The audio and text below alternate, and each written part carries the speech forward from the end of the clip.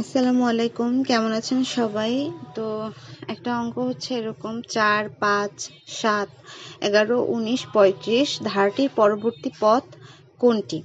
হ্যাঁ, তো এটা আসলে মানসিক দক্ষতার মধ্যে পড়ে এই অঙ্কটা। তো 4 থেকে 5 কত হয়? 1। হ্যাঁ, আবার 5 থেকে 7 6 7 2 হয়, ঠিক আছে। তারপর 7 থেকে 11 8 9 10 11 4 হয়। হ্যাঁ, তারপরে 11 থেকে 19 12 13 14 15 16 17 18 19 8 হয়। হ্যাঁ, তারপরে 19 থেকে যদি 35 ধরি তাহলে কত হয়? 10 11 12 13 14 15 মানে 16 হয়। হ্যাঁ, তাহলে এই যে দেখেন, এই যে একটা ধারা আসছে, একের ডবল হচ্ছে 2। হ্যাঁ, 2 এর ডবল 2 দুগুণে 4, 4 দুগুণে মানে 2 দুগুণে 4। হ্যাঁ, 4 দুগুণে 8, 8 দুগুণে 16, তাহলে 16 দুগুণে 32, মানে আপনি 35-এর সাথে যদি 32 যোগ করেন তাহলে কত আসবে? 67 আসে কিন্তু। হ্যাঁ, তো এইভাবে হচ্ছে ধারাটা হয়েছে।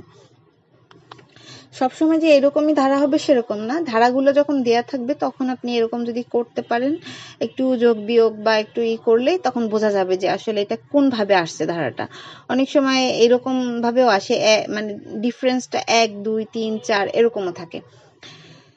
আচ্ছা, তারপরে হচ্ছে একটি আয়তক্ষেত্রের দৈর্ঘ্য 45 মিটার এবং প্রস্থ হচ্ছে 25 মিটার হলে এর ক্ষেত্রফল কত হবে? হ্যাঁ, তো